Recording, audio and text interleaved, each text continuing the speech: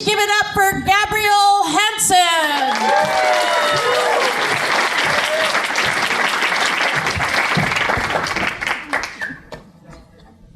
You might be surprised at all the diet jokes in my set, but I like to use humor to deal with failure.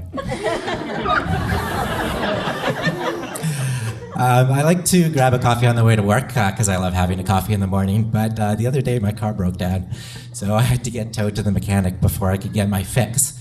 But I know that they offer coffee to their customers, so when they asked me how they could help me, I said, I want it to go. A lot of thought gets put into cars, like even the simple stuff. Like I love the defogger. Windows fogged up, no problem. Just press the button and everything's solved. Only issue is my date asking why I stopped.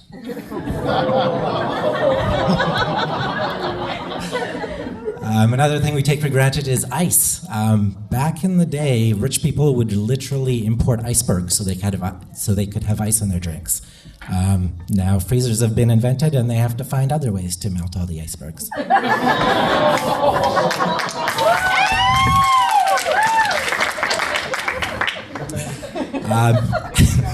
I'm preparing for a week-long hike where I have to carry all my gear, so I've been shopping for lightweight camping equipment.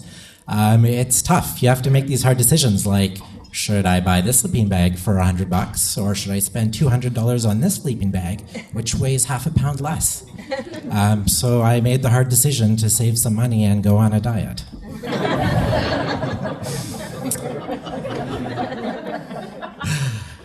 To help with training, I joined a racing canoe team last year.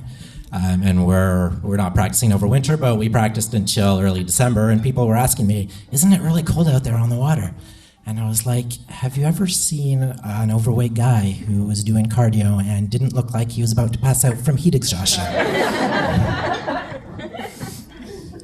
To keep myself accountable, I'm weighing myself every couple days.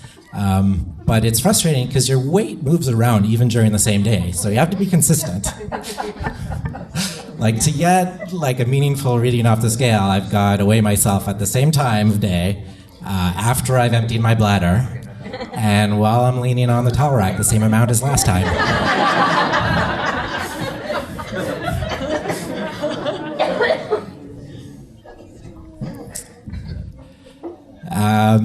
So dieting is tragic. I mean, it's not literally a tragedy because I've never had to say, I've lost so much.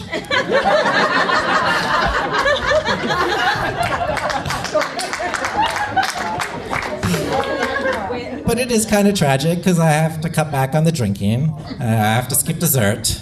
I've had to tell my boss that there is a ton of sugars in semen.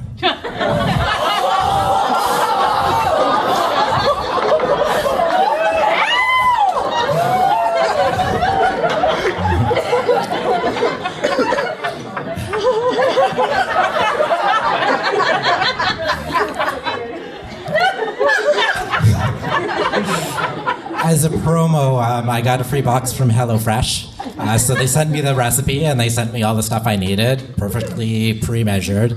But I told them it was just for myself, and I feel like that played a hand in how phallic the vegetables were. And they somehow knew exactly how much eggplant I can handle.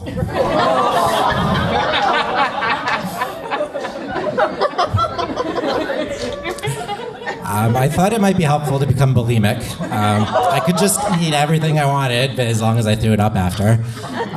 But then I thought, if I'm just after the flavor, instead of doing that whole purging thing, I can just spit it out instead of swallowing. And then I questioned my relationship with food.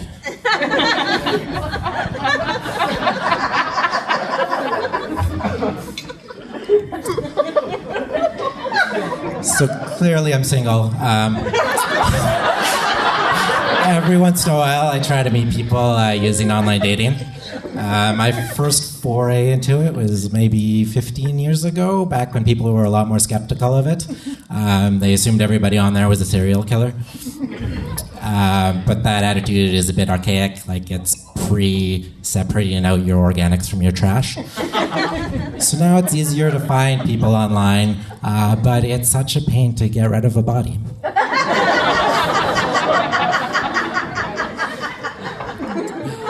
I've tried Bumble. Their marketing department does not tell you that never getting any matches can really sting. I love how Tinder is named because I love to start that flame. But I feel like I'm doing it in a West Coast rainforest. I try everything and it's like the wood is wet. Just, no, not mine.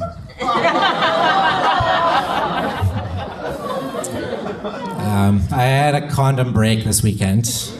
It was scary. Those things should not be trusted for balloon animals. Thank you.